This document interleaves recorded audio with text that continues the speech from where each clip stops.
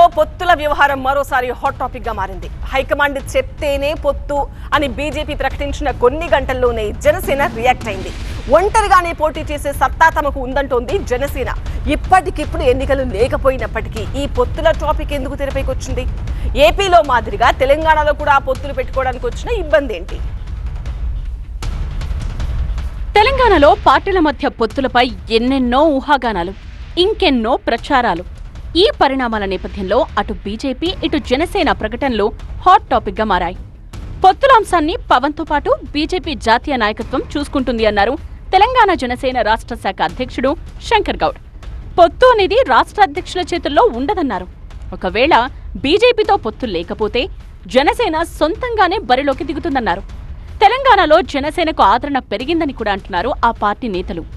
నిన్న ఒక స్టేట్మెంట్ చూస్తున్నాను రామచంద్రరావు గారిది, భారతీయ జనతా పార్టీ తెలంగాణ ప్రాంత అధ్యక్షుడు.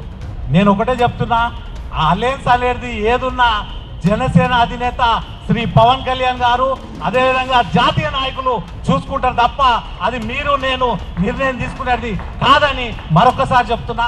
ఒకవేళ అటువంటి పరిస్థితి వస్తే జనసేన మాత్రం కంపల్సరిగా పోటీలో ఉంటుందని మీ సభాముఖంగా తెలియజేస్తుంది. ఎందుకంటే రాబోయే రోజుల్లో జనసేన పార్టీకి ఆదరణ పెరిగింది. జనసేన ఇలా స్పందించడానికి తెలంగాణ బీజేపీ అధ్యక్షుడు రామచంద్రరావే కారణం. శుక్రవారం నాడు ఢిల్లీలో పార్టీ పెద్దలతో సమావేశం అనంతరం తెలంగాణ బీజేపీ చీఫ్ రామచంద్రరావు పొత్తులపై కీలక వ్యాఖ్యలు చేశారు. జీహెచ్ఎంసీ సహా మిగిలిన ఎన్నికల్లోనూ బీజేపీకి ఎవరితోనూ పొత్తులు ఉండవన్నారు. తెలంగాణలో బీజేపీ ఒంటరిగా పోటీ చేస్తుందనే విషయాన్ని మరోసారి కూడా స్పష్టం చేశారు. మేము పొత్తు అనేది గతంలో కూడా పొత్తు లేదు తెలంగాణలో.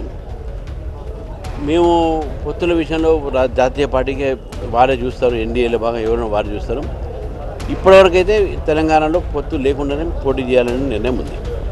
ఏపీతో పాటు జాతీయ స్థాయిలో మిత్రపక్షాలుగా ఉన్న బీజేపీ జనసేన మధ్య తెలంగాణలో రాజకీయ పొత్తు పొడవడం లేదు.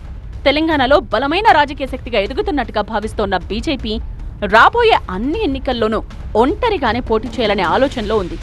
అయితే తెలంగాణలోనూ రాజకీయంగా విస్తరించాలని భావిస్తోన్న జనసేన తమ మిత్రపక్షమైన బీజేపీతో కలిసి వెళితే కలిసొస్తుందా లేక ఒంటరిగా వెళితే బాగుంటుందా అనే ఆలోచనలో ఉన్నట్టుగా పొలిటికల్ సర్కిల్స్ లో టాక్. కానీ ఇరు పార్టీల నేతల వ్యాఖ్యలతో పొత్తు ఉండబోదనే సంకేతాలొచ్చాయి. మున్ముందు ఏం జరుగుతుందో చూడాలి మరి.